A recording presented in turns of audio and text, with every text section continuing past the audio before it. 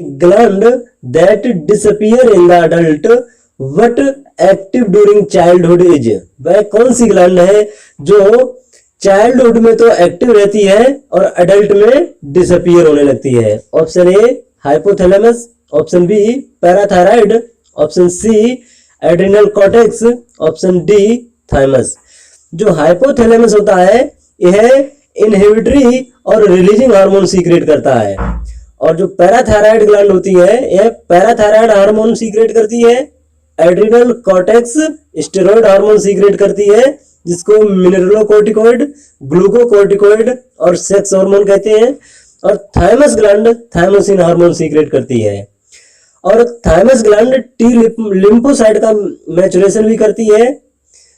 और जो thymus gland होती है यह ड्यूरिंग चाइल्डहुड तो बहुत एक्टिव रहती है और साइज में भी बड़ी रहती है, लेकिन जैसे ही प्यूबर्टी के बाद यह इसका साइज डिक्रीज होने लगता है और यह श्रिंक होने लगती है, बहुत कम परसेंट साइज इसका रह जाता है एडल्ट के बाद। तो option D is the right answer. Next question है हमारा, इंडोक्राइन ग्लैंड रिलीज हार्मोन, जो इंडोक्राइन ग्लैंड होती हैं वह रिलीज हार्मोन करती हैं कहां पे? Option A directly in the blood, option B directly into tissue, option C directly in the skin, option D through the duct in the body. देखिए ductless gland होती हैं तो इसलिए through the duct in the body ये तो cancel हो गया। और जो इंडोक्राइन डक्टलेस ग्लैंड होती हैं तो ये डायरेक्ट जो हार्मोन को डायरेक्टली ब्लड में रिलीज करती हैं और ब्लड से अपने टारगेट ऑर्गन पर पहुंचता है, वहां पर कार्य करता है। तो option A is the right answer. Endocrine gland release hormone directly in the blood, option A is the right answer. चलते हैं नेक्स्ट क्वेश्चन की तरफ। नेक्स्ट क्वेश्चन है हमारा, which of the following hormones inhibit release of growth hormone, निम्न में से कौन सा हार्मोन है जो ग्रोथ हार्मोन को इनहिबिट करता है, ग्रोथ हार्मोन के सीक्रेशन को इनहिबिट करता है? Option A somatostatin, option B thyrotropin inhibiting hormone, option C somatotropin और ऑप्शन डी डोपामिन। देखिए डोपामिन का काम होता है प्रोलैक्टिन के सीक्रेशन को कम करना, और सोमेटोट्रोपिन जो होता है यह ग्रोथ हार्मोन को ही कहते हैं, और थायरोट्रोपिन इनहिबिटिंग हार्मोन जो है यह थायरोट्रोपिन रिलीजिंग हार्मोन को कम करता है। और ग्रोथ हार्मोन को इनहिबिट करने के लिए somatostatin, option A is the right answer. जो सोमेटोस्टेटिन होता है इसको ग्रोथ हार्मोन इनहिबिटिंग हार्मोन भी कहा जाता है। तो ग्रोथ हार्मोन को इनहिबिट करने के लिए somatostatin is the right answer, option A is the right answer. चलते हैं नेक्स्ट क्वेश्चन की तरफ। नेक्स्ट है हमारा, which endocrine gland called master gland, कौन सी इंडोक्राइन ग्लैंड है जो मास्टर ग्लैंड कहलाती है? Option A thyroid gland, option B pituitary gland और ऑप्शन सी थाइमस ग्लैंड और ऑप्शन डी पैनक्रियाज। देखिए पैनक्रियाज जो है यह इंसुलिन, ग्लूकागोन और सोमेटोस्टेटिन हार्मोन का सीक्रेशन करती है, और जो थाइमस ग्लैंड होती है यह थाइमोसिन हार्मोन का सीक्रेशन करती है, और जो थायराइड ग्लैंड होती है यह T3, T4 और कैल्सिटोनिन हार्मोन का सीक्रेशन करती है। लेकिन जो पिट्यूटरी ग्लैंड होती है यह मास्टर इंडोक्राइन ग्लैंड कहलाती है, option B is the right answer. लेकिन पिट्यूटरी ग्लैंड भी किसी के द्वारा कंट्रोल की जाती है, वो होता है हाइपोथैलेमस।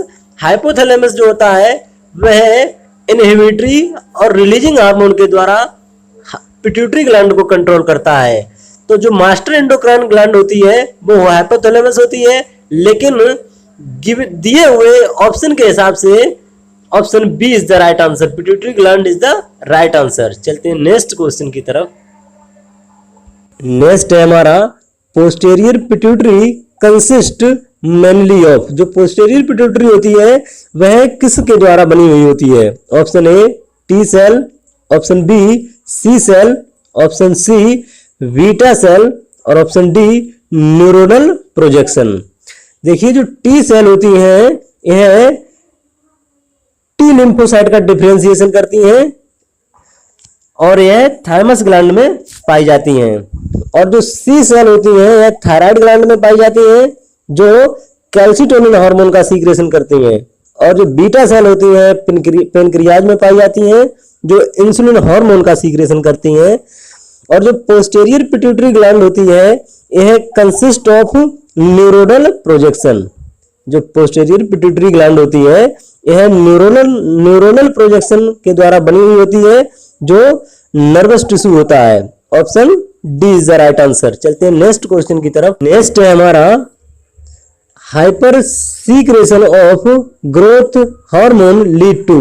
ग्रोथ हार्मोन का हाइपर सीक्रेशन होने से क्या होगा? Option A cretinism, option B myxoedema, option C acromegaly, option D Graves disease.